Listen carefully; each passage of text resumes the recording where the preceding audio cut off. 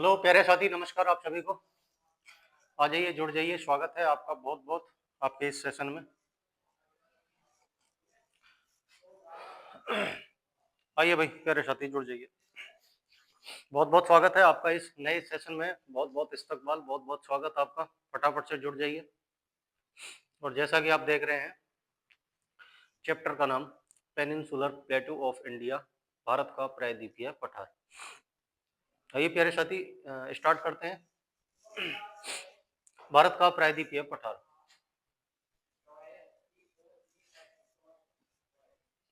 आ जाइए भाई फटाफट से। भारत का प्रायद्वीपीय पठार।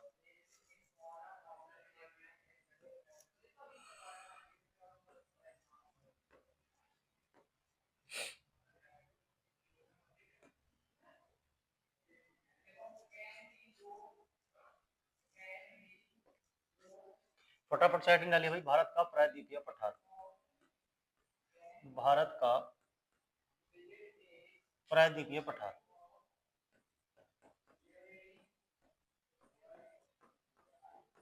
प्रायद्वीपीय पठार।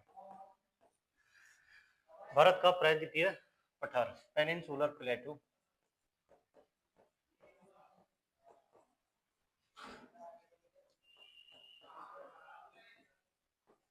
Of India. भारत का प्रायद्वीपीय पठार, पेनिनसुलर प्लेटू ऑफ इंडिया। फटाफट से आ जाइए भाई।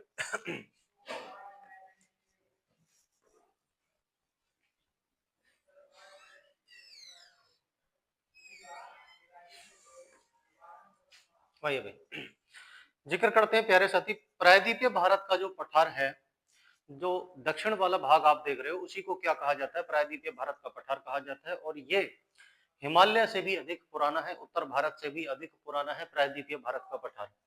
जो ये पार्ट आप देखते हो प्यारे साथी, ये जो पार्ट आप देखते हो, इसको क्या कहा जाता है? प्रायद्वीपीय भारत का पठार।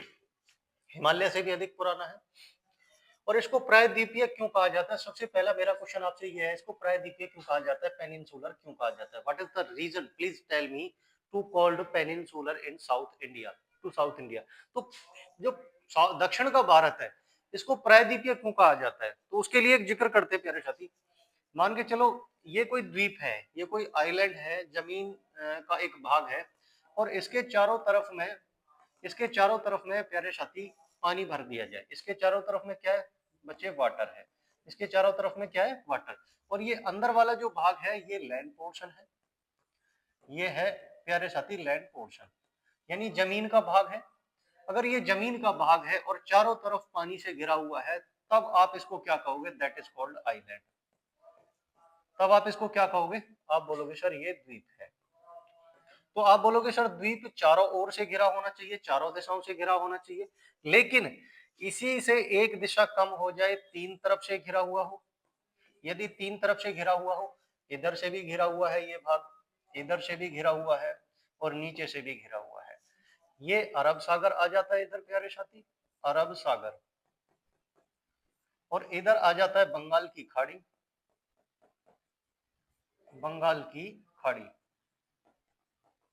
और नीचे आ जाता है प्यारे साथी हिंद महासागर, हिंद महासागर। इसीलिए, क्योंकि तीनों तरफ समुद्र से घिरा हुआ है, इसीलिए ये वाला जो भाग है, इसको क्या कहा जाता है? प्रायद्वीप कहा जाता है। इसीलिए इसको क्या कहा जाएगा? प्रायद्वीप। इतनी बात समझ में आई या नहीं आई? प्रायद्वीप कहा जाएगा।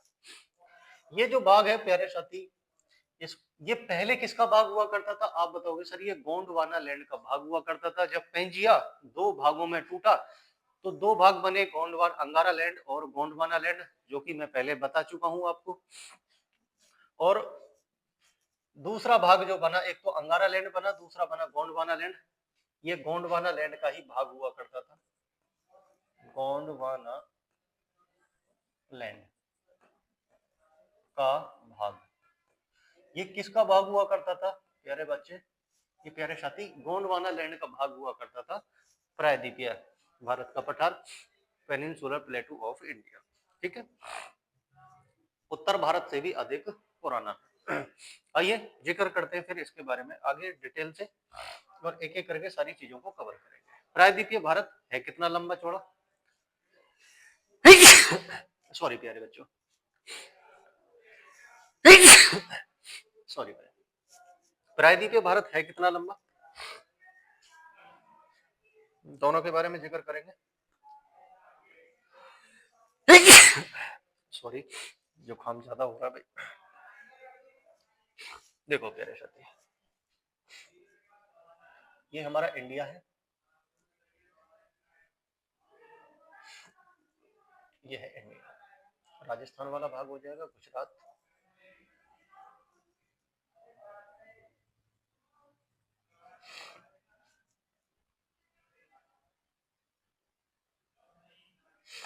सिक्किम,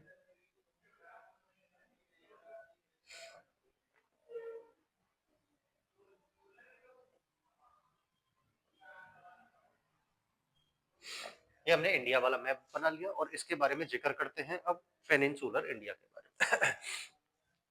यहां पर क्या क्या देखने को मिलेगा आपको, देखिए भाई, ये जो पहाड़ियां हैं प्यारे साथी, ये जो पहाड़ियां मैं बता रहा हूं, ये पहाड़ियां मैंने बना ली, ये पहाड़ियां, ये जो पहाड़ियां यहाँ बनाई है, इन पहाड़ियों का नाम क्या है आप बताओगे सर, अरावली पर्वत। इन पहाड़ियों का नाम क्या है, अरावली पर्वत।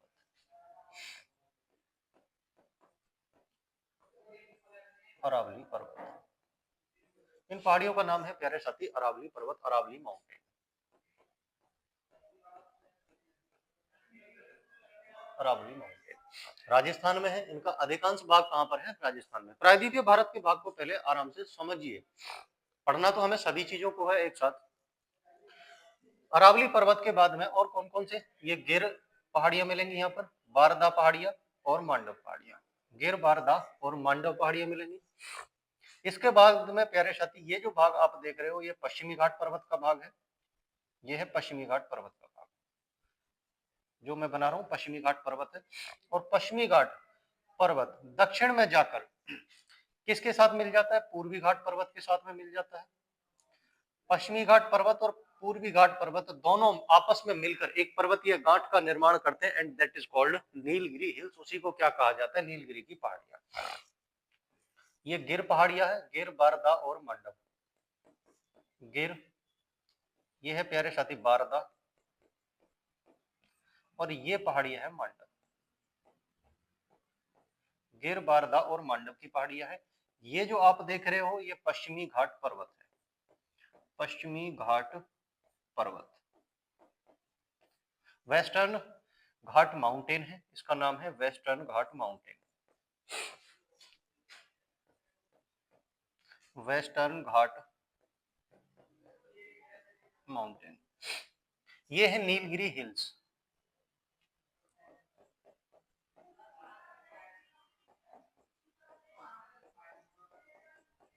ये है नीलगिरी हिल्स, नीलगिरी की पहाड़ियां।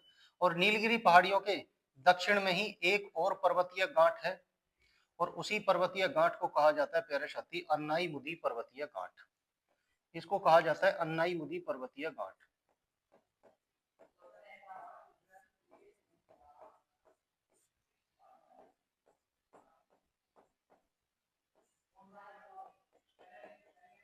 अन्नाई मुदी पर्वतीय गांठ जो कि 3 पहाड़ियों से मिलकर बनती है। ऊपर अन्नामलाई की पहाड़ियां हैं, नीचे कार्डामम पहाड़ियां हैं, और इधर पूर्व की तरफ है पालनी पहाड़ियां, जो कहां पर है, तमिलनाडु राज्य में है। इसके बाद कुछ अन्य पर्वत हैं, जावादी, शेवराय, पंचामलाई, शिरोमलाई। ये जो पर्वत हैं प्यारे साथी, ये तमिलनाडु वाले एरिया में है, तमिलनाडु में,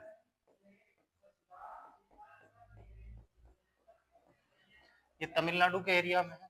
इसके बाद इन पहाड़ियों के बाद में जावादी, सेवराय, पंचामलाई और शिरोमलाई पहाड़ियों के बाद में जो पहाड़ पड़ेंगे, नल्लामलाई, पालकोंडा और वैलीकोंडा। नल्लामलाई, पालकोंडा और वैलीकोंडा, ये तीनों पर्वत कहां पर पड़ेंगे प्यारे साथी, आंध्र प्रदेश में, आंध्र प्रदेश में। इसके बाद यहाँ पर कुछ एक और पहाड़ियां हैं जिनको बोला जाता है शेषाचलम पहाड़ियां, और ये कहां पर पड़ेंगे प्यारे साथी, आप बताओगे, तेलंगाना में। 2 जून 2014 को आंध्र प्रदेश से एक भाग टूटकर अलग हो गया, उसी को कहा गया तेलंगाना। शेषाचलम पहाड़ियां पहले आंध्र प्रदेश के भाग में ही आती थी, लेकिन 2014 के बाद में ये कहां पर पहुंच गई, तेलंगाना वाले हिस्से में पहुंच गई। ओडिशा में एक पर्वत पड़ेगा जिसका नाम है प्यारे साथी महेंद्रगिरी पर्वत, और ये कहां पर पड़ेगा, ओडिशा में, महेंद्रगिरी, इसका नाम है महेंद्रगिरी पर्वत, और ये पड़ेगा प्यारे साथी ओडिशा राज्य में। उसके बाद यहाँ पर कुछ पहाड़ियां और भी हैं, गारो पहाड़ी, खासी पहाड़ी, जयंतिया पहाड़ी, 3 पहाड़ी और भी हैं। यहीं पर मिकिर और रेंगमा पहाड़ी भी है, जो आती हैं असम के भाग में, मिकिर और रेंगमा पहाड़ी। इसके अलावा विंध्याचल पर्वत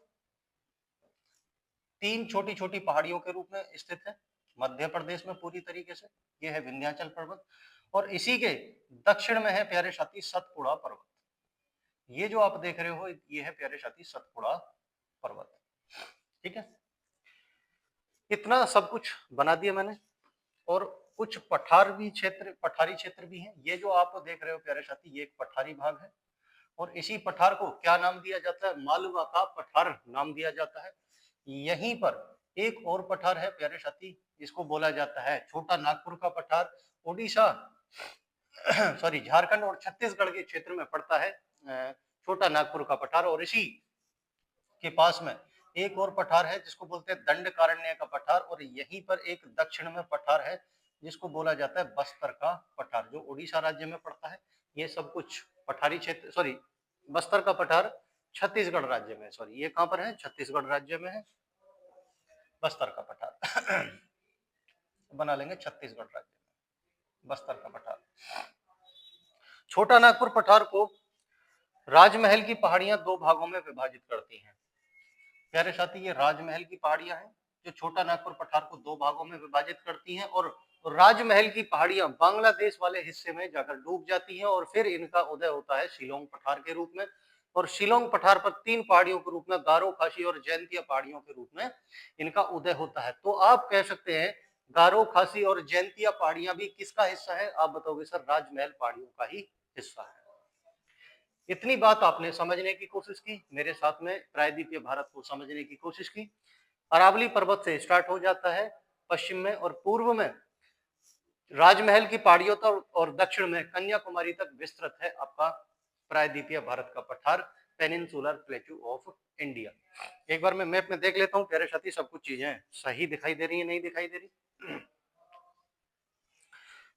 उम्मीद है सब कुछ सही दिखाई दे रहा है। एक बार ये मैप आप बना लीजिएगा, और उसके बाद में फिर सबकी सारी चीजों के बारे में डिटेल से एक एक करके चर्चा करने लग जाएंगे।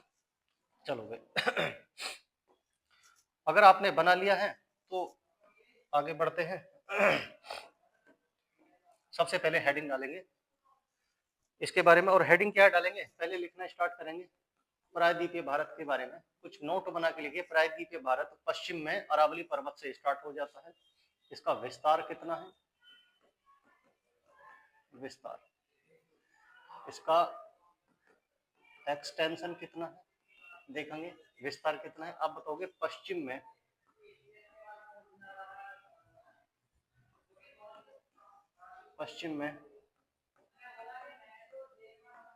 अरावली पर्वत से, पश्चिम में अरावली पर्वत से स्टार्ट हो जाता है, और पूर्व में राजमहल की पहाड़ियों तक, पूर्व में राजमहल की पहाड़ियों तक इसका विस्तार है। ठीक है, इसके बाद तथा दक्षिण में कितना विस्तार है, आप बताओगे सर? दक्षिण में कन्याकुमारी तक,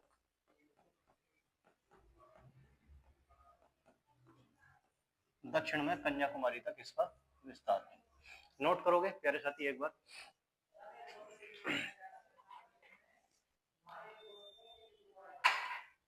दक्षिण में कन्याकुमारी तक इसका विस्तार है। चलो भाई,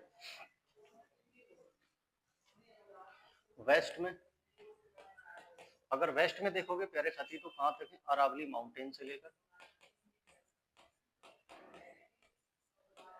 अरावली माउंटेन से स्टार्ट हो जाता है, एंड ईस्ट में कहां तक जाता है, ईस्ट में राजमहल की पहाड़ियों तक, राजमहल हिल्स तक।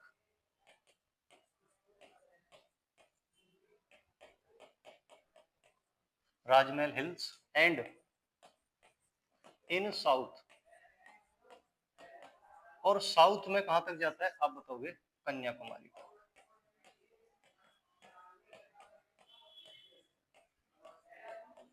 साउथ में कन्याकुमारी तक इसका एक्सटेंशन है। इतनी बात आपने नोट कर ली होगी। आइए प्यारे साथी, एक एक करके सारी चीजों को हमें पढ़ना है, और सबसे पहले हम पढ़ेंगे अरावली पर्वत के बारे में। सबसे पहले हमें पढ़ना है अरावली पर्वत के बारे में।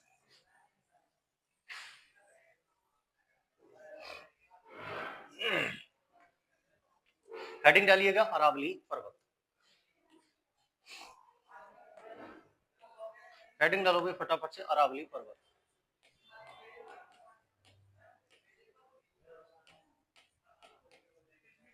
अरावली माउंटेन।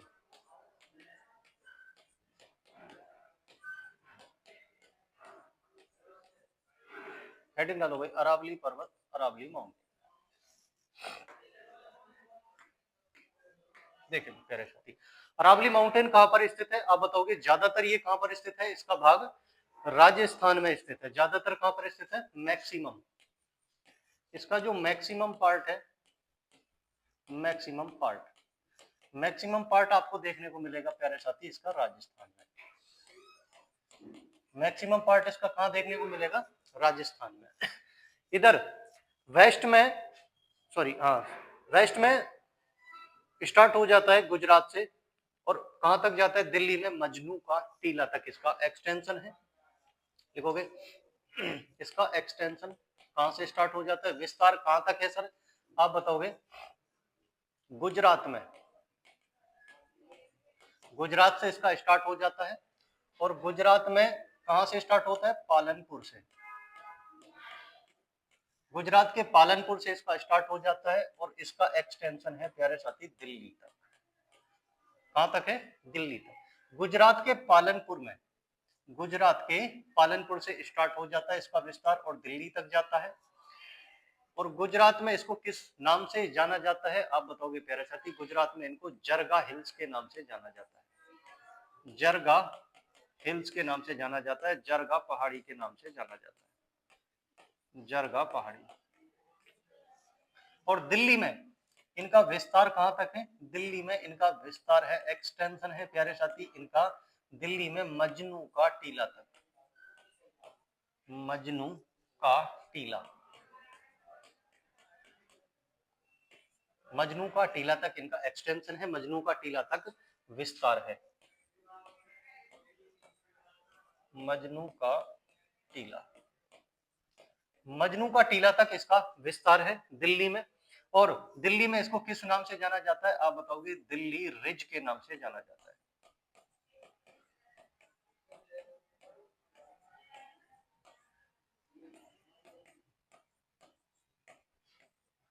दिल्ली रिज के नाम से इनको जाना जाता है। लेंथ कितनी हो जाएगी सर इनकी? लेंथ हो जाएगी 800 किलोमीटर। इसकी लंबाई 800 किलोमीटर। गुजरात के पालनपुर से और दिल्ली तक इसकी लंबाई हो जाएगी 800 किलोमीटर। और इसकी सबसे ऊंची चोटी, सबसे ऊंची चोटी इसकी हो जाएगी प्यारे साथी गुरु शिखर। ये इसकी सबसे ऊंची चोटी है जो हम बना रहे हैं, ये है इसकी सबसे ऊंची चोटी। और इसको किस नाम से जाना जाता है तो आप बताओगे? इसी चोटी को प्यारे साथी गुरु शिखर के नाम से जाना जाएगा।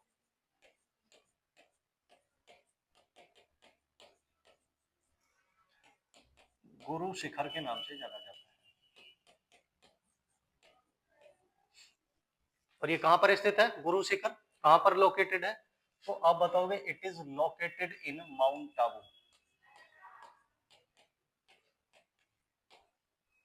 माउंट आबू। और ये माउंट आबू कहां पर पड़ता है? राजस्थान में ही पड़ता है। राजस्थान में, राजस्थान के माउंट आबू में है गुरु शिखर चोटी, जो अरावली पर्वत की सबसे ऊंची चोटी है। पॉइंट बना के लिखोगे प्यारे साथी, highest peak of Aravalli mountain.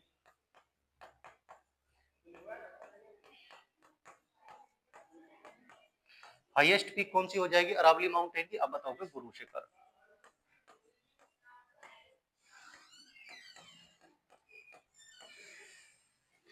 Guru Shikhar.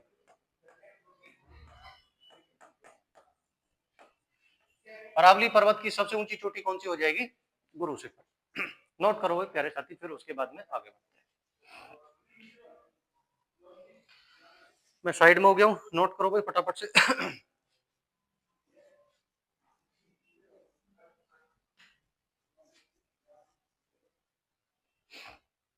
I hope आपने नोट कर लिया होगा। रफ कर देते हैं।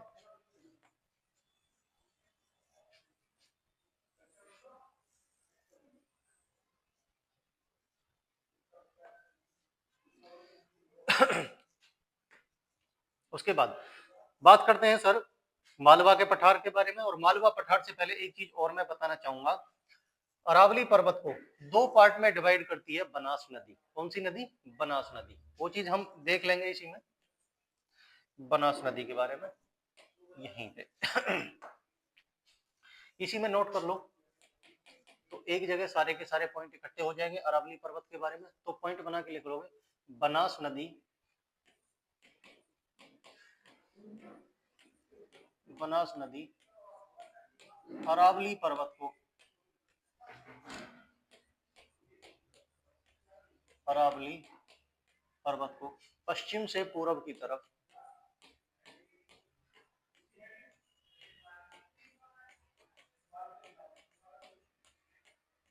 अरावली को पश्चिम से पूर्व की तरफ काटती है,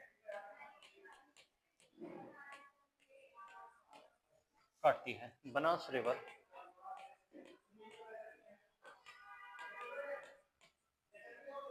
cross Aravalli mountain from west to east.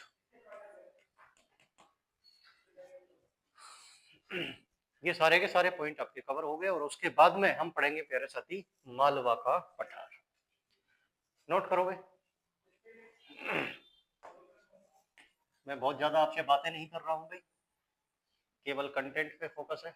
अगर मैं ज्यादा बातें करने लग गया आपसे तो कंटेंट नहीं दे पाऊंगा। एक ही वीडियो में पूरा पेनिनसुलर इंडिया खत्म करना है, पूरा प्रायद्वीपीय भारत को पढ़ना है। तो बस जुड़े रहिए आप भी, और हम भी आपके साथ में पूरी ईमानदारी पूरी मेहनत के साथ में जुड़े हैं। सबसे पहले हेडिंग डालिए प्यारे साथी, मालवा का पठार।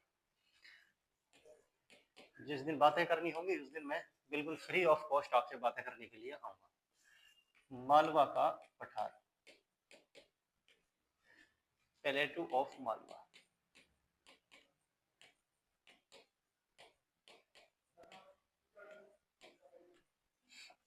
मालवा का पठार, आइए जिक्र करते हैं भाई मालवा के पठार के बारे में। मालवा का पठार दो पर्वतों के बीच में पड़ता है प्यारे साथी, अरावली पर्वत और विंध्य पर्वत के बीच में। क्वेश्चन पूछा भी गया है कि भाई मालवा का पठार किन दो पर्वतों के बीच में है, तो आप जवाब दे सकते हैं। देखोगे मालवा का पठार दो पर्वतों के बीच में है,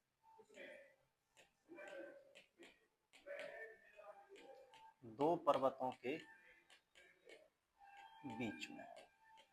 मालवा का पठार कहां पर है प्यारे साथी? दो पर्वतों के बीच में है, ठीक है ना। आप लिखोगे located in between two mountain.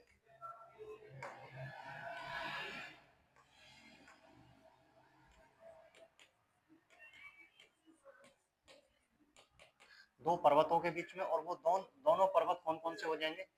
To mountain कौन कौन से हो जाएंगे जिनके बीच में ये स्थित है? आप बताओगे विंध्याचल पर्वत और दूसरा अरावली पर्वत। अरावली माउंटेन और विंध्याचल माउंटेन।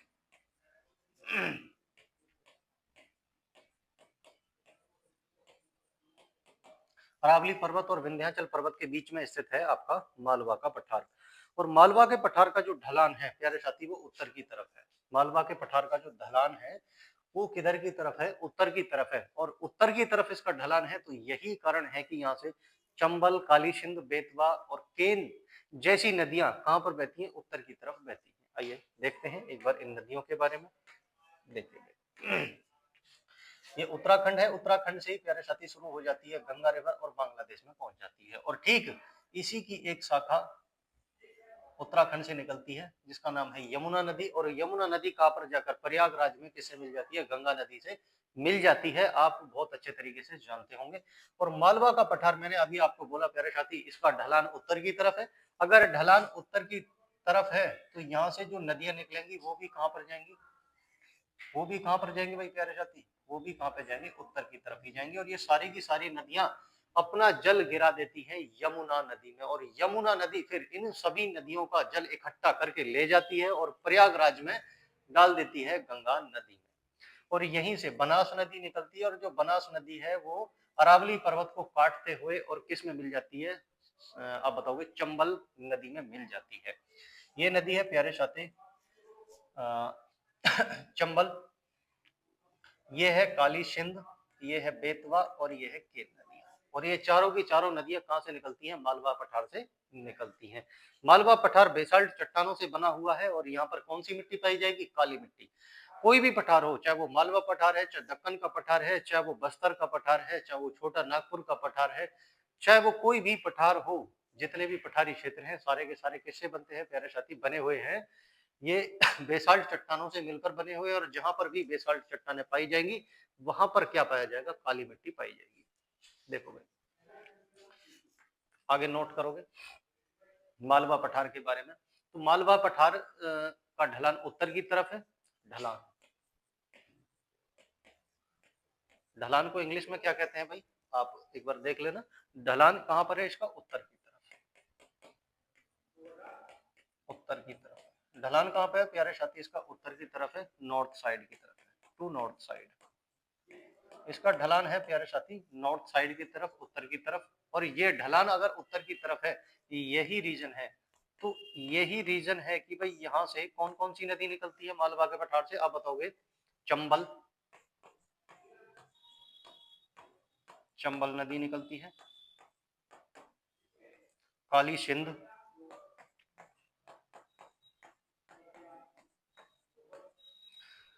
बेतवा और केन।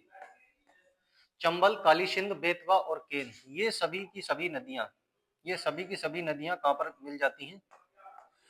काली सिंध, नाम बिल्कुल सेम लिखे हुए हैं इनके हिंदी में, काली सिंध, बेतवा और केन। ये नदी कहां पर बहती है? नॉर्थ साइड की तरफ बहती है, और अपना जल कहां पर गिरा देती है? यमुना नदी में गिरा देती है।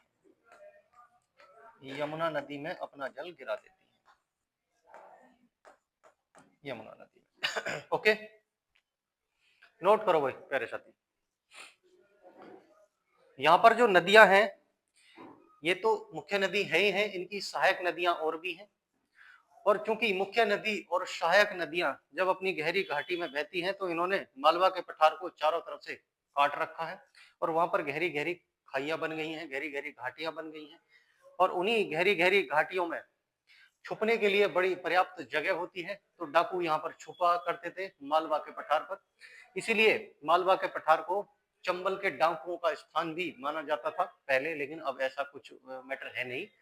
तो चंबल नदी की आसपास की घाटियों में छुप जाते थे डाकू, इसलिए इसको चंबल के डाकुओं का स्थान भी माना जाता था। आइए प्यारे साथी और जिक्र करते हैं अपनी अगली पहाड़ियों के बारे में।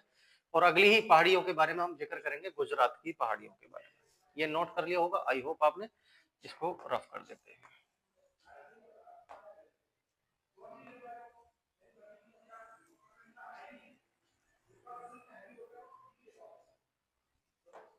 आइए जिक्र करते हैं प्यारे साथी गुजरात की पहाड़ियों के बारे में। यहाँ पर थोड़ा स्पेस बना लेते हैं।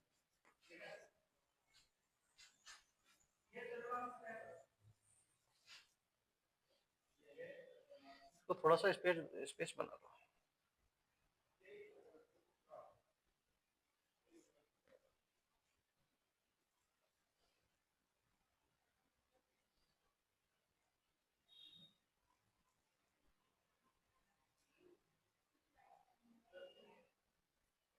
देखिए भाई इतना आपको चमक रहा नहीं चमक रहा, एक बार देख लूं मैं क्लास में। चलो ठीक है, आइए अगला ही जिक्र करते हैं प्यारे साथी गुजरात की पहाड़ियों के बारे में। ये जो आप पहाड़ियां देख रहे हो ये गुजरात की पहाड़ियां हैं, ये है गुजरात की पहाड़ियां,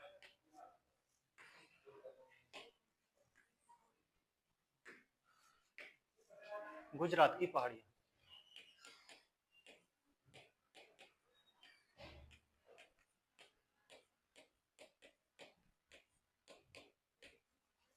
Gujarat hills, hills of Gujarat.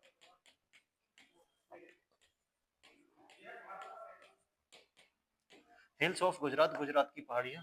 और गुजरात की जो पहाड़ियां हैं प्यारे साथी, आप कौन कौन सी पहाड़ियां पाई जाती हैं आप बताओगे? गिर हिल्स, गिर पहाड़ी, दूसरा बारदा हिल्स,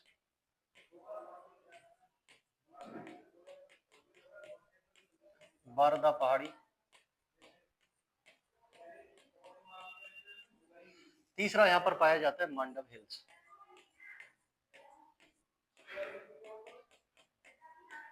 मांडव की पहाड़ी, मांडव की पहाड़ी। गिर, बारदा और मांडव, ये तीनों पहाड़ियां कहां पर पाई जाती हैं? गुजरात में पाई जाती हैं। और गुजरात के किस प्रदेश में पाई जाती हैं? तो आप बताओगे तीनों पहाड़ियां सर गुजरात के सौराष्ट्र प्रदेश में पाई जाती हैं, गुजरात के सौराष्ट्र प्रदेश में, सौराष्ट्र स्टेट में पाई जाती है, सौराष्ट्र स्टेट में। और ये सौराष्ट्र स्टेट ही फेमस है किसके लिए? गुजरात का सौराष्ट्र स्टेट ही फेमस है, ये प्रसिद्ध है किसके लिए आप बताओगे? टू एशियाई लाइन, एशियन लाइन, ये एशियाई शेरों के लिए जाना जाता है।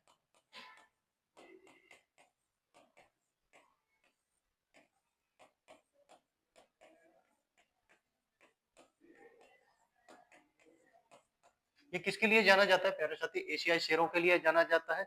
और एशियाई शेर कौन कौन से होते हैं? कौन से होते हैं एशियाई शेर? बब्बर शेर, जो होता है ना बब्बर शेर, बब्बर शेर, उन्हीं शेरों की बात कर रहा हूं मैं, बब्बर शेरों के बारे में। एशियाई शेर कहां पर पाए जाते हैं? गुजरात के सौराष्ट्र प्रदेश में पाए जाते हैं। नोट करो भाई फटाफट से गुजरात के सौराष्ट्र प्रदेश में पाए जाते हैं एशियाई शेर। चलो तमिलनाडु की स्पेलिंग देखो भाई हमारी, तमिलनाडु, अच्छा यू यहाँ पर पहुंच गया, चलो भाई ऐसे लिख दो तमिलनाडु। आगे जिक्र करते हैं भाई प्यारे साथी छोटा नागपुर पठार के बारे में, रफ करो।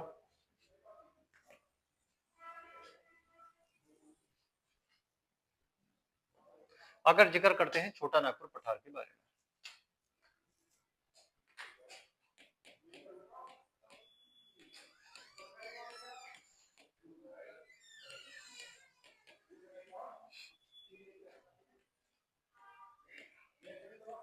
प्लेटू ऑफ छोटा नागपुर, छोटा नागपुर का पठार, प्लेटू ऑफ छोटा नागपुर, छोटा नागपुर का पठार, इसके बारे में चर्चा करते हैं। ये कहां पर है लोकेटेड आप बताओगे सर?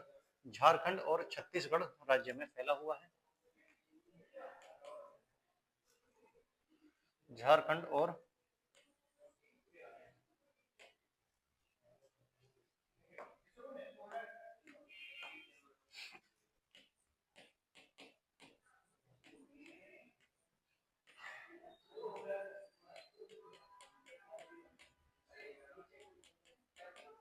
झारखंड और छत्तीसगढ़ राज्य में फैला हुआ है छोटा नागपुर का पठार। और इसी को क्या कहा जाता है प्यारे साथी? Ruhr state of India. इसी को क्या कहा जाता है? Ruhr state of India. इसी को क्या कहा जाता है? भारत का रूर प्रदेश, भारत का रूर प्रदेश। क्यों कहा जाता है भाई प्यारे साथी भारत का रूर प्रदेश? क्योंकि छोटा नागपुर का पठार रिच माना जाता है मिनरल्स में, ये धनी है मिनरल्स में। यहाँ पर खनिज पदार्थ बहुत अधिक मात्रा में पाए जाते हैं, खनिज पदार्थ अधिक मात्रा में पाए जाते हैं, अधिक मात्रा में। Minerals found here in maximum quantity, यहाँ पर खनिज पदार्थ बहुत अधिक मात्रा में पाए जाते हैं। और ऐसे ही खनिज पदार्थ बहुत अधिक मात्रा में पाए जाते हैं जर्मनी में। जर्मनी में दो नदियां बहती हैं प्यारे साथी, एक नदी का नाम है रूर नदी, रूर नदी, मैं जर्मनी की बात कर रहा हूँ, जर्मनी की। जर्मनी में दो नदियां बहती हैं, एक का नाम है रूर नदी और दूसरी का नाम है राइन नदी, रूर नदी और राइन नदी। तो रूर नदी के आसपास में जो क्षेत्र है, रूर नदी के आसपास में जो क्षेत्र है, यहाँ पर खनिज पदार्थ बहुत ज्यादा मात्रा में मिलते हैं, यहाँ पर खनिज मिलते हैं मैक्सिमम मात्रा में। खनिज जब बहुत ज्यादा मात्रा में मिलते हैं तो इसी को किस नाम से जाना जाता है, जर्मनी का रूर प्रदेश के नाम से जाना जाता है, जर्मनी का रूर प्रदेश कहा जाता है इसको, Ruhr state of Germany, Ruhr state of Germany,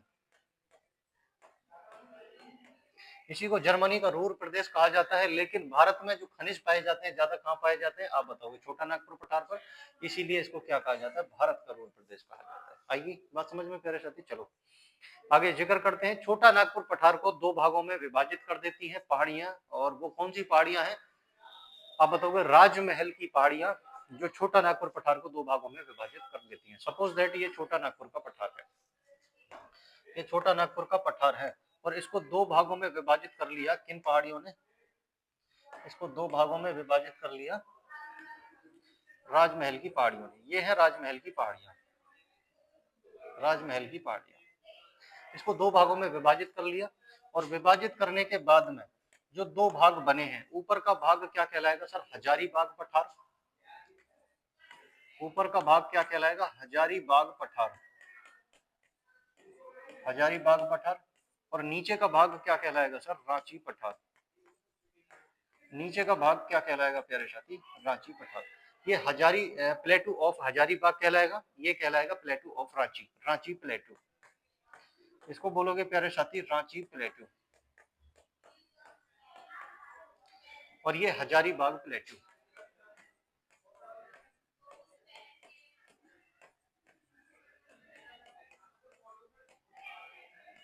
ये हजारीबाग प्लेटू कौन डिवाइड करता है इस चीज को, राजमहल की पहाड़ियां डिवाइड कर लेती हैं। और राजमहल की पहाड़ियों का ही विस्तार कहां तक जाता है, गारो खासी जयंतिया पहाड़ियों तक, यानी शिलोंग पठार तक जाता है। बात समझ में आ गई। आगे क्वेश्चन जब आपसे पूछा जाए कि भाई शिलोंग पठार किसका हिस्सा है, तो आप बताओगे राजमहल की पहाड़ियों का ही हिस्सा है। ये नोट डाउन करोगे फटाफट से, आई होप आपने नोट कर लिया होगा ये चीज। फिनिश करते हैं भाई, आगे लिखोगे छोटा नागपुर पठार में ही। शिलोंग पठार किसका हिस्सा है, आप बताओगे राजमहल की पहाड़ियों का ही हिस्सा है। पॉइंट बना के लिखोगे, शिलोंग पठार, शिलोंग प्लेटू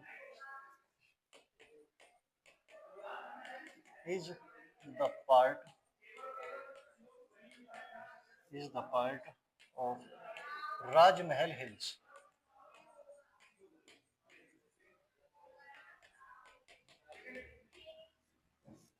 शिलोंग पठार राजमहल की पहाड़ियों का ही हिस्सा है।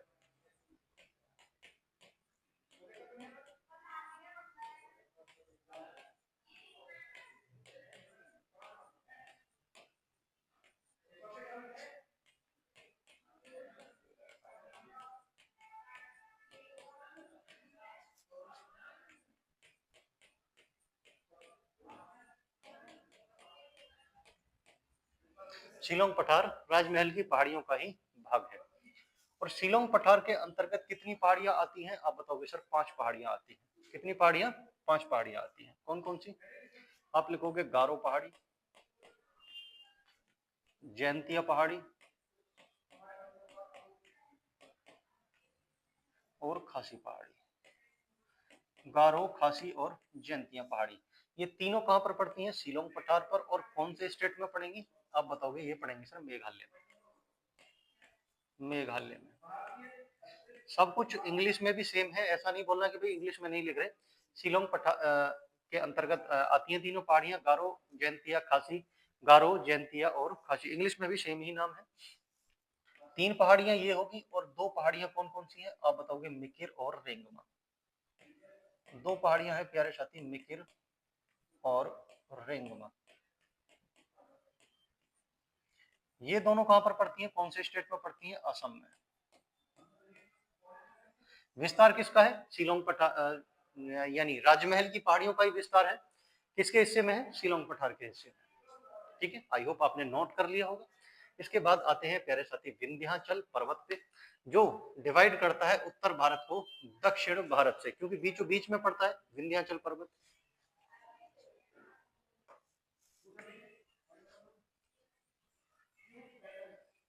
हेडिंग डालिए प्यारे साथी, विंध्याचल पर्वत।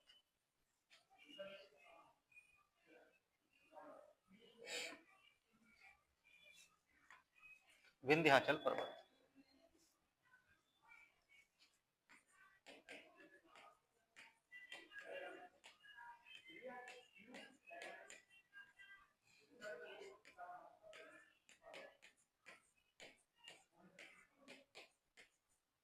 विंध्याचल माउंटेन, विंध्याचल पर्वत, विंध्याचल माउंटेन।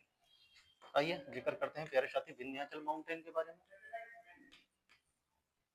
विंध्याचल माउंटेन ये डिवाइड करता है प्यारे साथी नॉर्थ इंडिया को साउथ इंडिया से। ये डिवाइड करता है, किसको डिवाइड करता है? नॉर्थ इंडिया को और साउथ इंडिया को।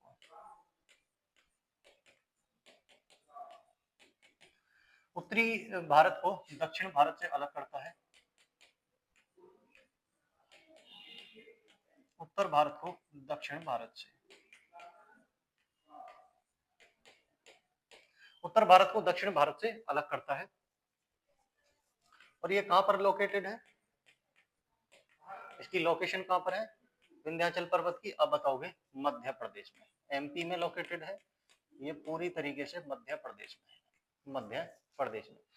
विंध्याचल पर्वत की 2 पहाड़ियां हैं प्यारे साथी, जो ईस्ट में फैली हुई हैं, और इन्हीं दोनों पहाड़ियों को किस नाम से जाना जाता है? तो आप बताओगे भांडेर और कैमूर पहाड़ी के नाम से जाना जाता है।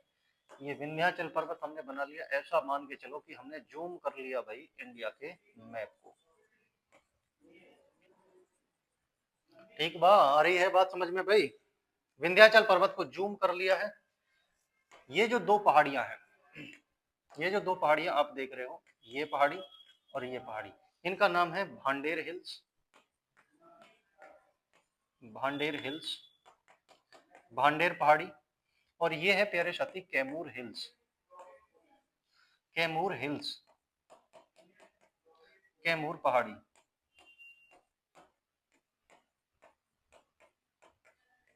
Bhander hills and Kaimur hills कहां पर है? मध्य प्रदेश में है, विंध्याचल पर्वत।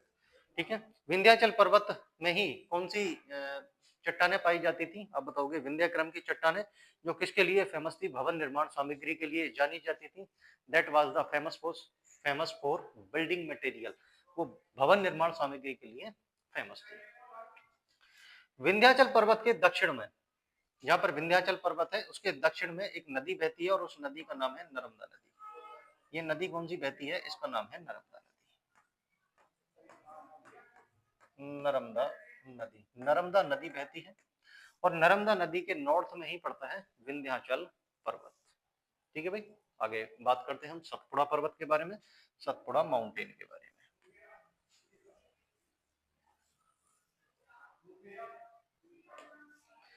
सतपुड़ा माउंटेन,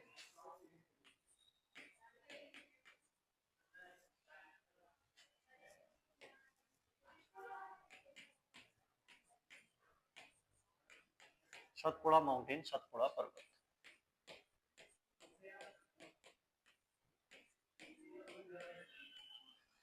सतपुड़ा पर्वत, सतपुड़ा पर्वत भारत में एक ब्लॉक पर्वत का उदाहरण है, ब्लॉक माउंटेन है।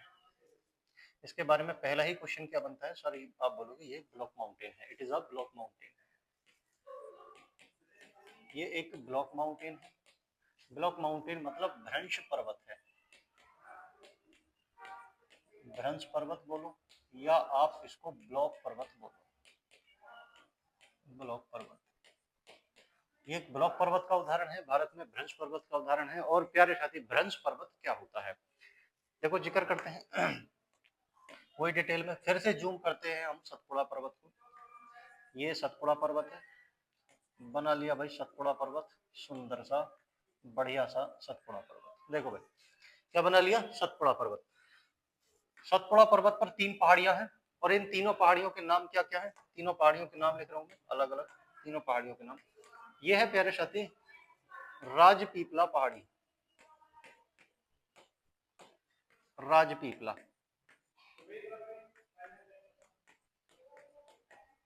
राजपीपला।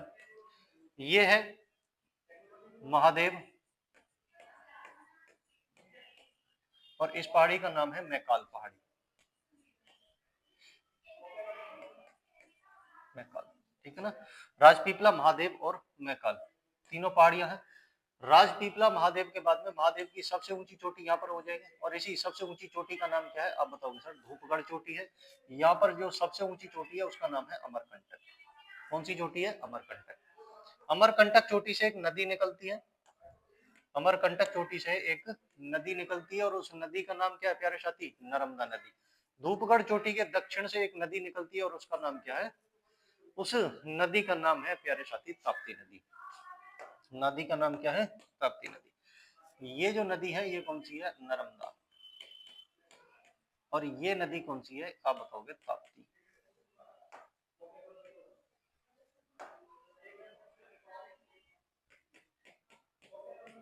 ताप्ती नदी, ठीक है। देखो भाई ये जो पर्वत देख रहे हो आप, इस पर्वत का नाम क्या हो जाएगा, इस पर्वत का नाम हो जाएगा धूपगढ़ी चोटी, धूपगढ़, धूपगढ़ चोटी। और ये चोटी कौन सी हो जाएगी, अमरकंटक, अमरकंटक। कौन सी चोटी हो जाएगी, अमरकंटक। धूपगढ़ चोटी, अमरकंटक चोटी। दोनों के बीच से, सॉरी दोनों के, एक पर्वत के साइड से दोनों तरफ से नदी बह रही है। नर्मदा नदी ऊपर से बहती है उत्तर से, और दक्षिण से कौन सी नदी बहती है, ताप्ती नदी बहती है। तो पहला तो क्वेश्चन मेरा ये है आपसे कि भाई वैसे तो बहुत सारी नदियां हैं जो पश्चिमी घाट से निकलती हैं और अरब सागर में गिर जाती हैं, एस्चुअरी का निर्माण करती हैं, लेकिन यहाँ जो नदियां हैं ये लंबी नदियां हैं, नर्मदा और ताप्ती लंबी नदियां हैं जो उल्टी दिशा में, बाकी सारी नदियां जो पश्चिमी घाट से निकलती हैं और पूर्व में बहती हैं और बंगाल की खाड़ी में अपना जल गिराती हैं, लेकिन ये 2 नदियां ऐसी हैं जो लंबी हैं, इनकी लंबाई अच्छी है, ठीक ठाक लंबाई है, और ये उल्टी दिशा में बहती हैं, विपरीत दिशा में बहती हैं, इसीलिए इनको कहा जाता है प्यारे साथी विपरीत दिशा में बहने वाली नदियां, नर्मदा और ताप्ती को। ये है नर्मदा और ताप्ती, इनको कहा जाता है विपरीत दिशा में बहने वाली नदियां।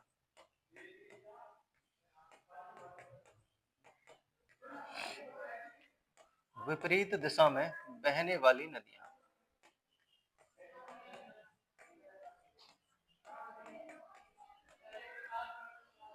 इनका जो फ्लो है वो अपोजिट डायरेक्शन में है, flow in opposite direction.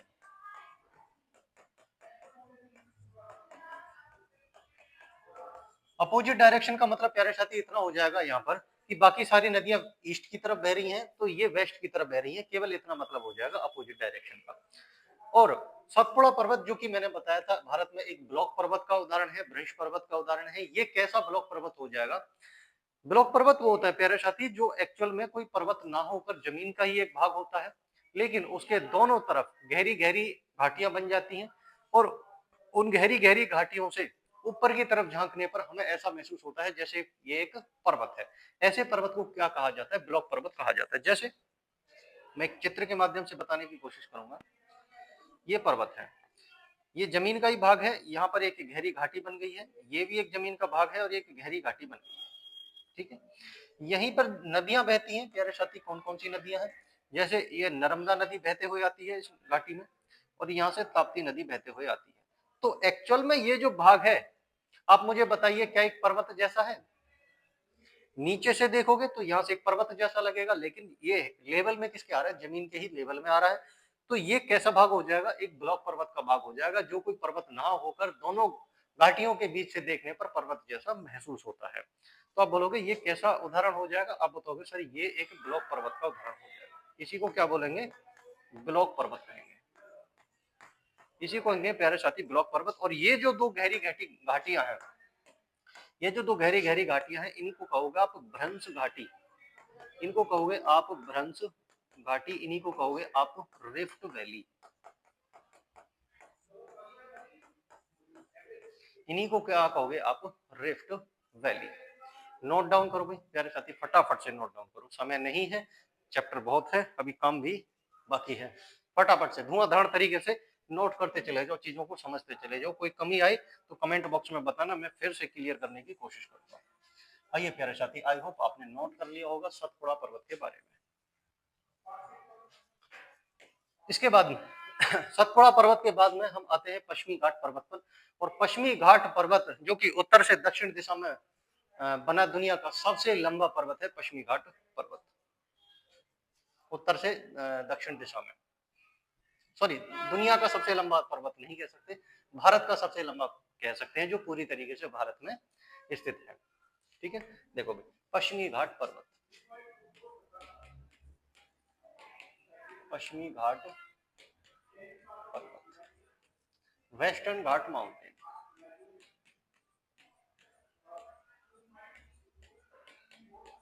Western Ghat mountain, इसके बारे में समझने की कोशिश करेंगे। वेस्टर्न घाट माउंटेन, इसकी लंबाई कितनी हो जाएगी, लेंथ, लंबाई कितनी हो जाएगी, लंबाई आप बताओगे 1600, ठीक है ना, 1600 किलोमीटर, लंबाई कितनी हो जाएगी, 1600 kilometre. Completed located in India, completely located in India, और ये पूरी तरह से भारत में स्थित है, पूर्णतः भारत में स्थित, पूर्णतः भारत में स्थित सबसे लंबा पर्वत, ये पूर्णतः भारत में स्थित है।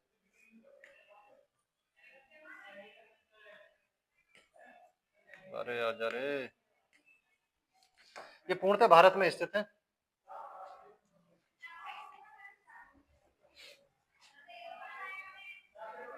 लॉन्गेस्ट माउंटेन,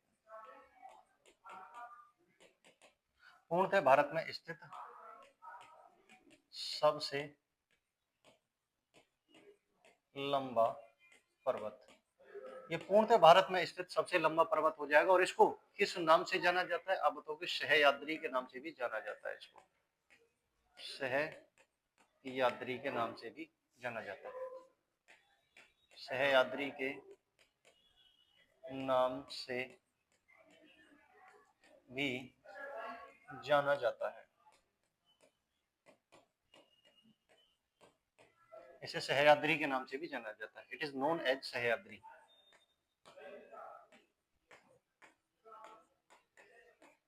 सहयाद्री के नाम से भी इसको जाना जाता है। पश्चिमी घाट पर्वत जब पूर्वी घाट पर्वत के साथ में दक्षिण में मिलता है तो एक पर्वतीय गांठ का निर्माण करता है, और उसी पर्वतीय गांठ को क्या कहा जाता है, नीलगिरी की पहाड़ियां। पश्चिमी घाट पर्वत, वेस्टर्न घाट माउंटेन और ईस्टर्न घाट माउंटेन, ईस्टर्न घाट माउंटेन जब दोनों आपस में मिलते हैं तो मिलने के बाद में दक्षिण में एक पर्वतीय घाट का निर्माण करते हैं, उसी को आप क्या बोलते हो, नीलगिरी की पहाड़ियां, नीलगिरी हिल्स।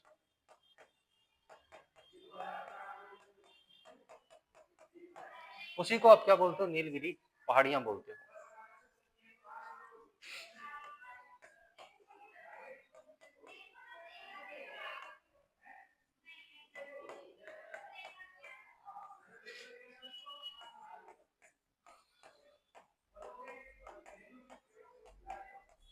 नीलगिरी की पहाड़ियां, बात आगे समझ में। और नीलगिरी पहाड़ियों की सबसे ऊंची चोटी कौन सी हो जाएगी, नीलगिरी पहाड़ियों की सबसे ऊंची चोटी, highest peak, highest peak, Nilgiri पहाड़ियों की सबसे ऊंची चोटी हो जाएगी डोडा बेट्टा। नीलगिरी पहाड़ियों की सबसे ऊंची चोटी हो जाएगी प्यारे साथी डोडा बेट्टा, डोडा बेट्टा। नोट डाउन करो भाई फटाफट से और बताइए समझ में आ रहा है या नहीं आ रहा है। यदि किसी भी तरीके की कोई हमारी तरफ से कमी रह जाती है तो प्यारे साथी कमेंट बॉक्स में जरूर लिखिएगा।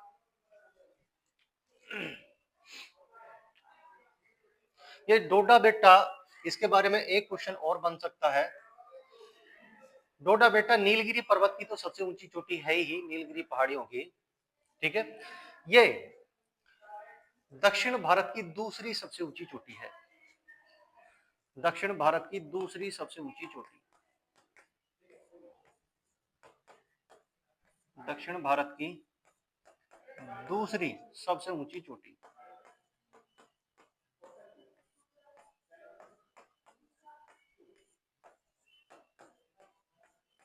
दक्षिण भारत की दूसरी सबसे ऊंची चोटी हो जाएगी second highest peak of southern India.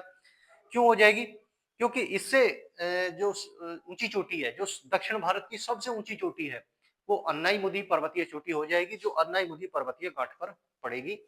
और इसके बाद में सेकंड हाईएस्ट पीक आती है साउदर्न इंडिया में, दैट इज कॉल्ड डोडा बेट्टा। यहाँ पर नीलगिरी पहाड़ियों का जिक्र हुआ, तो नीलगिरी पहाड़ियों के बारे में मैं बता दूं आपको। नीलगिरी पहाड़ियों पर ही दो प्रसिद्ध पर्यटक स्थल, ठीक है, कोडाई कनाल, नीलगिरी पहाड़ियों पर ही प्रसिद्ध पर्यटक स्थल कोडाई कनाल स्थित है। और यहीं पर एक प्रसिद्ध पर्यटक स्थल ऊटी या ऊटक मंडल भी स्थित है। कहां पर? नीलगिरी की पहाड़ियों पर, ठीक है ना। दो प्रसिद्ध पर्यटक स्थल है, एक लिखोगे आप पर्यटक स्थल, टूरिस्ट प्लेस स्थित है यहाँ पर, पर्यटक स्थल स्थित है, टूरिस्ट प्लेस। कौन सा टूरिस्ट प्लेस स्थित है आप बताओगे? ऊटी,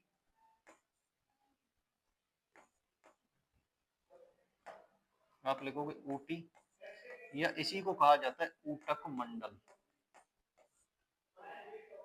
ऊटक मंडल,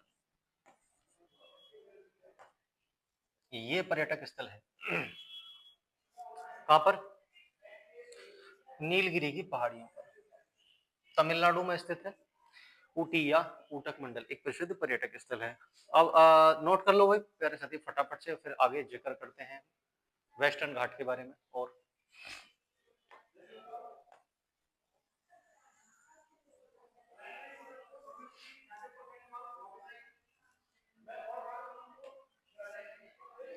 देखो भाई,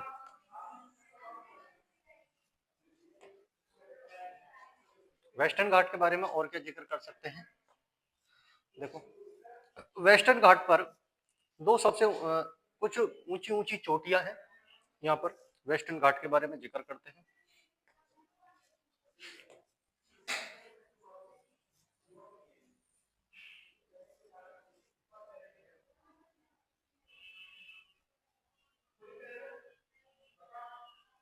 देखो भाई, कौन कौन सी ऊंची ऊंची चोटियां हो जाएंगी यहाँ पर वेस्टर्न घाट पर। कुछ ऊंची ऊंची चोटियां बनाते हैं।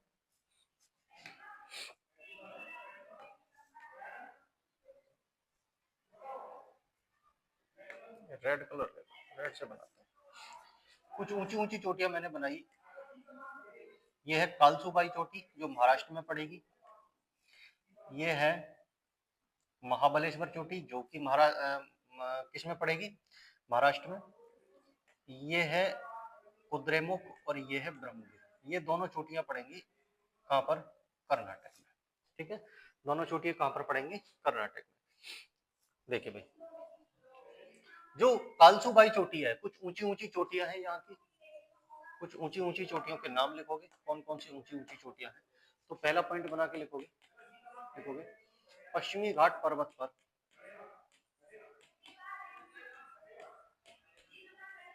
पश्चिमी घाट पर्वत पर कुछ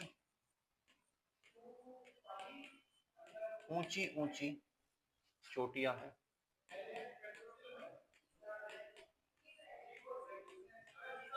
चोटियां हैं क्या जिनका नाम किस प्रकार है, जैसे लिखोगे कालसुबाई,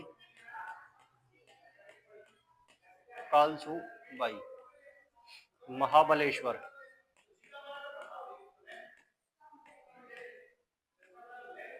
महाबलेश्वर। अगली चोटी है कुद्रेमुख, ब्रह्मगिरी,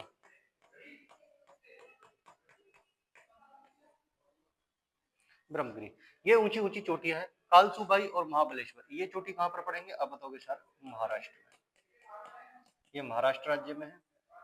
कुद्रेमुख और ब्रह्मगिरी चोटी ये कर्नाटक राज्य में आपको देखने को मिलेंगे, कर्नाटक राज्य में।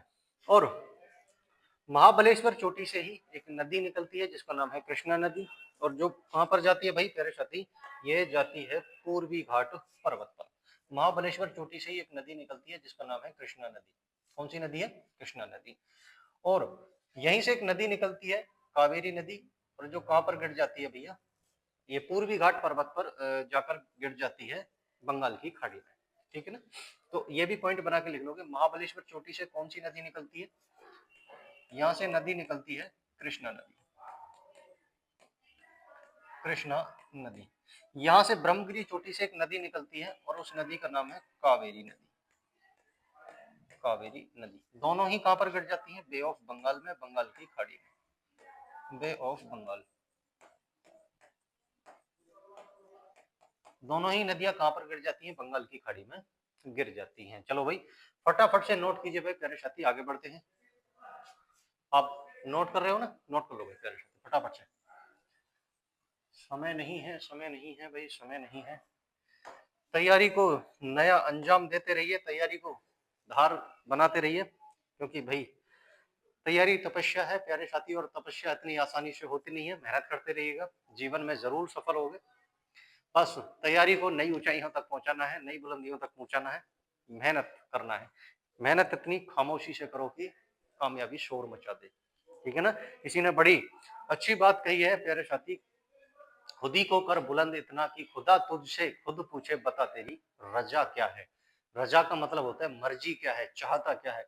मतलब खुदी को इतना बुलंद करो कि खुदा तुझसे खुद आकर पूछे कि बता तेरी मर्जी क्या है, रजा क्या है, क्या चाहता है, कितनी बड़ी सफलता चाहता है मैं तुझे देता हूँ। इतना बुलंद कर लो खुद को। आइए जिक्र करते हैं प्यारे साथी आगे। ये नीलगिरी पहाड़ियों के बारे में हमने जिक्र किया। नीलगिरी पहाड़ियों के दक्षिण में, साउथ में एक और पर्वतीय घाट है, दैट इज कॉल्ड अन्नाई मुदी, अन्नाई मुदी माउंटेन नोट। उसको क्या कहा जाता है? अन्नाई मुदी पर्वतीय घाट कहा जाता है। हेडिंग डालिए अन्नाई मुदी माउंटेन नोट, अन्नाई मुदी माउंटेन नोट, अन्नाई मुदी पर्वतीय घाट,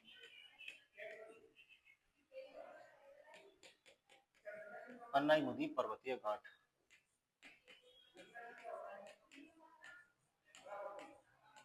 अन्नाई मुदी माउंटेन नोट, अन्नाई मुदी पर्वतीय घाट। ठीक है, जिक्र करते हैं भाई इसके बारे में। अन्नाई मुदी पर्वतीय घाट, ये जो आप देख रहे हो ये अन्नाई मुदी पर्वतीय घाट है। ये एक पहाड़ी, दो पहाड़ी और तीन पहाड़ी, तीनों तरफ से पहाड़ियां आती हैं और ये तीनों पहाड़ी मिलकर एक पर्वतीय घाट का निर्माण करती है। ये जो पहाड़ी है प्यारे साथी, इस पहाड़ी का नाम है अन्नामलाई पहाड़ी, अन्नामलाई। इन पहाड़ियों का नाम है कार्डामम पहाड़ी। और ये जो पहाड़ी आप देख रहे हो प्यारे साथी, ये है पालनी पहाड़ी, पालनी पहाड़ी। ठीक है ना? कार्डामम पहाड़ियों को ही किस नाम से जाना जाता है? इनको ही इलायची पहाड़ी के नाम से जाना जाता है, इलायची पहाड़ी के नाम से जाना जाता है।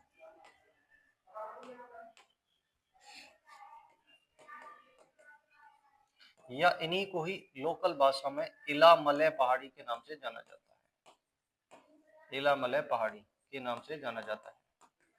मैं बहुत ज्यादा इंग्लिश में नहीं लिख रहा हूँ प्यारे साथी, आप नोट करते रहिए, क्योंकि इंग्लिश में यहाँ पर कोई बताने के लिए बहुत ज्यादा जरूरत। अन्नामलाई पहाड़ी को अन्नामलाई हिल्स कहेंगे, पालनी पहाड़ी को पालनी हिल्स, कार्डामम पहाड़ी को कार्डामम हिल्स, इलायची पहाड़ी को इलायची हिल्स और इलामले हिल्स, ये सब कुछ सेम लिखा हुआ है।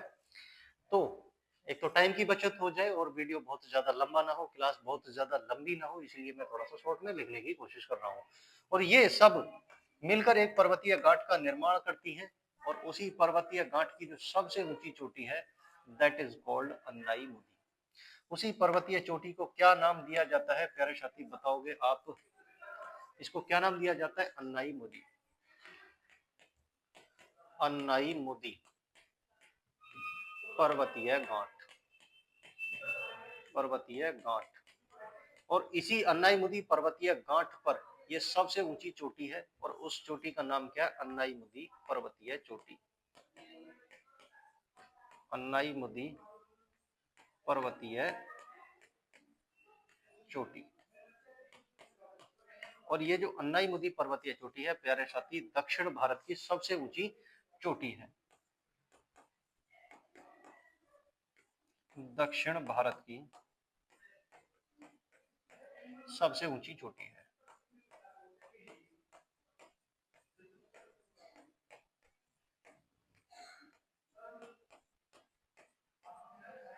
हाईएस्ट पीक,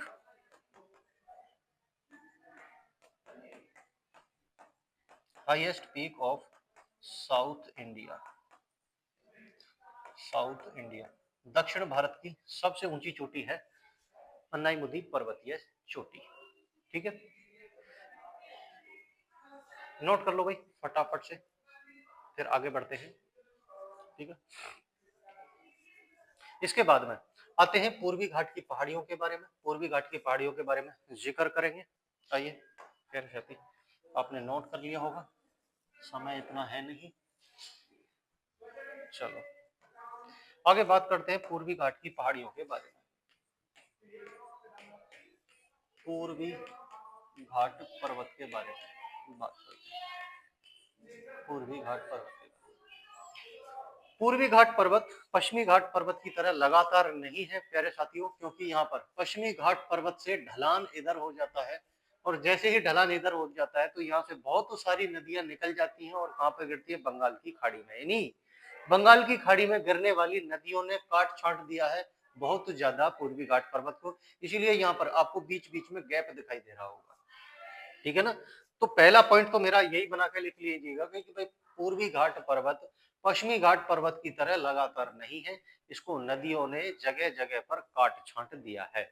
ठीक है, उसके बाद में यहाँ की कुछ पहाड़ियां हैं जिनके बारे में मैं जिक्र करूंगा। जैसे ये जो पहाड़ियां हैं जावादी, सेवराय, पंचामलाई, शिरुमलाई, ये तमिलनाडु में ये पहाड़ियां पड़ती हैं। तो पूर्वी घाट पर्वत के बारे में लिखोगे पहला पॉइंट बनाकर, जो लिखवा दिया है वो आप ने नोट कर लिया होगा। मैं आगे जिक्र करता हूँ तमिलनाडु में कौन कौन सी पहाड़ियां पड़ती हैं। तमिलनाडु, तमिलनाडु में कुछ पहाड़ियां पड़ेंगी पूर्वी घाट पर्वत की, जैसे जावादी, सेवराय, पंचामलाई,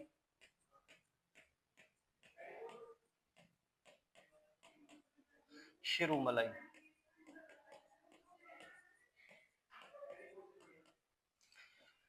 ये है प्यारे साथी जावादी,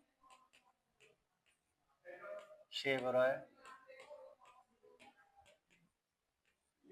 पंचामलाई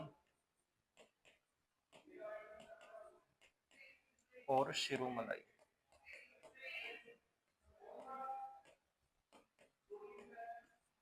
जावादी, शेवराय, पंचामलाई और शिरुमलाई ये पहाड़ियां कहां पर पड़ेंगी? तमिलनाडु में सॉरी पूर्वी घाट पर्वत का ही हिस्सा है, पूर्वी घाट पर्वत की ही पहाड़ियां हैं। ये है पूर्वी घाट पर्वत की पहाड़ियां जो पड़ती हैं कहां पर? तमिलनाडु में। इसके बाद आंध्र प्रदेश में कुछ पहाड़ियां पड़ती हैं पूर्वी घाट की, उनके बारे में जिक्र करेंगे आंध्र प्रदेश में। आंध्र प्रदेश में जो पहाड़ियां पड़ती हैं उनका नाम क्या है प्यारे साथी? नल्लामलाई, पालकोंडा, वेलिकोंडा, ये तीन पहाड़ियां पड़ती हैं आंध्र प्रदेश में। इंग्लिश में भी सेम ही नाम है, लिख लीजिएगा नल्लामलाई, पालकोंडा, पालकोंडा और वेलिकोंडा। ये तीनों पहाड़ियां कहां पर पड़ती हैं? आंध्र प्रदेश में। और आंध्र प्रदेश का ही एक हिस्सा हुआ करता था जिसका नाम क्या है? जिसका नाम है तेलंगाना। तेलंगाना 2 जून 2014 को अस्तित्व में आया और तेलंगाना के हिस्से में ही आती है शेषाचलम पहाड़ी। शेषाचलम पहाड़ी। शेषाचलम पहाड़ियां कहां पर पड़ेंगी? तेलंगाना में। और इसके बाद इसके ऊपर हिस्से में आप जाओगे तो ओडिशा राज्य पड़ेगा। ओडिशा राज्य में ही पहाड़ियां हैं जिनका नाम है महेंद्रगिरी पहाड़ियां, महेंद्रगिरी पर्वत। ओडिशा नया नाम हो जाएगा भैया ओडिशा। ठीक है, ये इसका न्यू नाम है। ओडिशा में कौन सी पहाड़ियां पड़ेंगी? महेंद्रगिरी पर्वत। ये पड़ेगा महेंद्रगिरी पर्वत। महेंद्रगिरी पर्वत। महेंद्रगिरी पर्वत पूर्वी घाट पर्वत का ही एक भाग है महेंद्रगिरी पर्वत। और महेंद्रगिरी पर्वत की ही सबसे ऊंची चोटी क्या मिलेगी? महेंद्रगिरी। महेंद्रगिरी सबसे ऊंची चोटी है महेंद्रगिरी पर्वत की।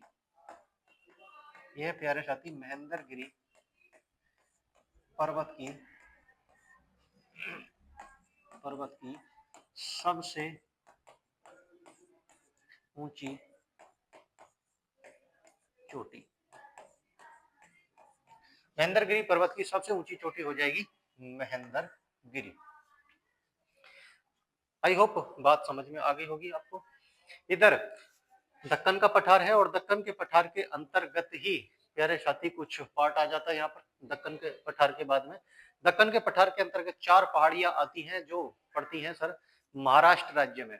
ठीक है ना, महाराष्ट्र राज्य में पड़ती हैं। और चारों पहाड़ियों का नाम क्या? हरिश्चंद्र पहाड़ी, गविलगढ़ पहाड़ी, अजंता पहाड़ी। ठीक है ना, इनको मैं नोट करवा देता हूँ। आई होप ये आपने नोट कर लिया होगा भाई। चलो फटाफट से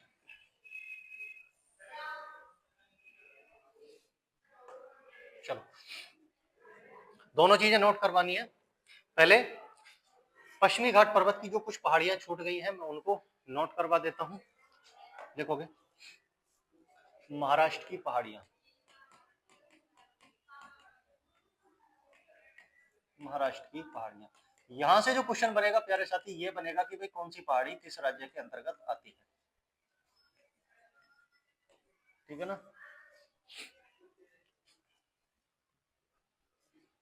देखोगे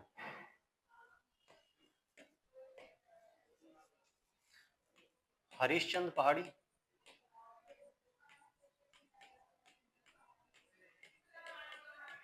महाराष्ट्र राज्य के अंतर्गत आती है। बालाघाट पहाड़ी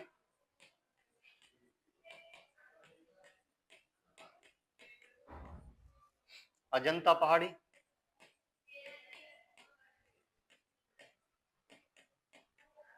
और गविलगढ़ की पहाड़ी।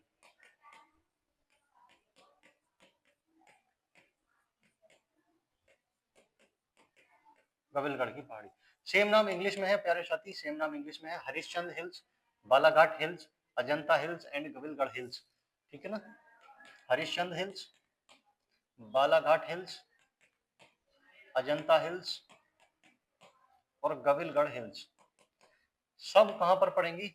महाराष्ट्र में। सब कहां पर पड़ेंगी? महाराष्ट्र में। और ये चारों पहाड़ी आती हैं प्यारे साथी दक्कन पठार के अंतर्गत।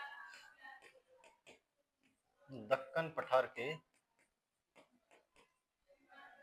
अंतर्गत चारों पहाड़ी किसके अंतर्गत आती हैं? दक्कन पठार के अंतर्गत आती हैं। इसके बाद हम जिक्र करेंगे प्यारे साथी अब अपने 2 पठारों के बारे में। और वो कौन कौन से पठार हो जाएंगे? दंडकारण्य का पठार और बस्तर का पठार। नोट कर लिया होगा भाई प्यारे साथी आप सभी ने। चलो 2 पठार और छूटे पड़े हैं हमारे। हेडिंग डालिए दंडकारण्य का पठार।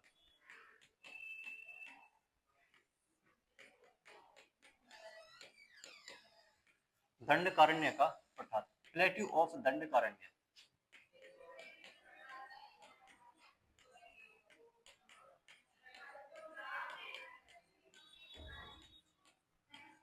प्लेट्यू ऑफ दंडकारण्य, दंडकारण्य का पठार। दंडकारण्य का पठार कहां पर लोकेटेड है आप बताओगे? सर ये दंडकारण्य जो पठार है छत्तीसगढ़ और ओडिशा क्षेत्र में है। छत्तीसगढ़ और ओडिशा, ये छत्तीसगढ़ और ओडिशा क्षेत्र में पड़ेगा दंडकारण्य का पठार। और दंडकारण्य पठार के अंतर्गत ही इसके साउथ में, अंतर्गत नहीं इसके साउथ में बोल सकते हो, एक पठार पड़ता है जिसको बोलते हैं बस्तर का पठार। उससे पहले जिक्र करेंगे छत्तीसगढ़। छत्तीसगढ़ में ही आपकी एक बेसिन है, यहाँ पर महानदी बहती है और महानदी की घाटी में जो बेसिन है उसको क्या कहा जाता है प्यारे साथी? Mahanadi basin. Mahanadi basin,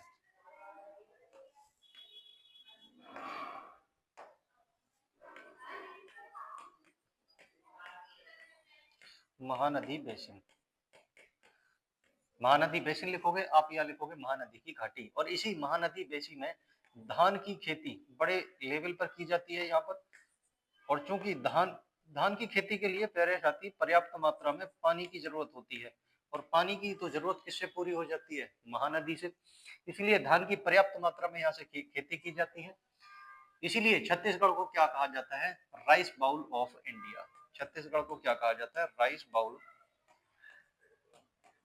of India. इसी को कहा जाता है भारत में धान का कटोरा। भारत का धान का कटोरा।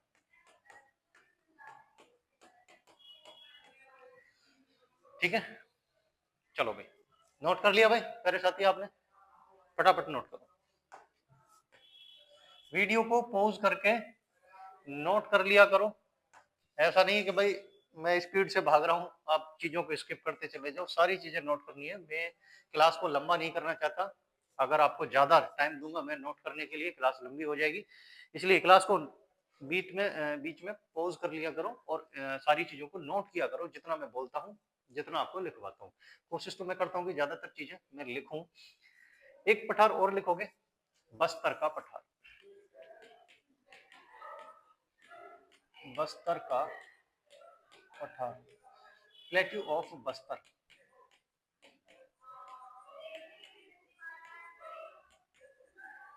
बस्तर का पठार, प्लेट्यू ऑफ बस्तर। और बस्तर का पठार है ये कहाँ पर लोकेटेड है प्यारे साथी? ये छत्तीसगढ़ में है। ये कहाँ पर लोकेटेड है? छत्तीसगढ़ राज्य में है। और ये इसके लिए फेमस है क्योंकि एकमात्र टिन के भंडार कहाँ पर पाए जाते हैं? बस्तर के पठार पर पाए जाते हैं। भारत में एकमात्र टिन का भंडार है ये। भारत में एकमात्र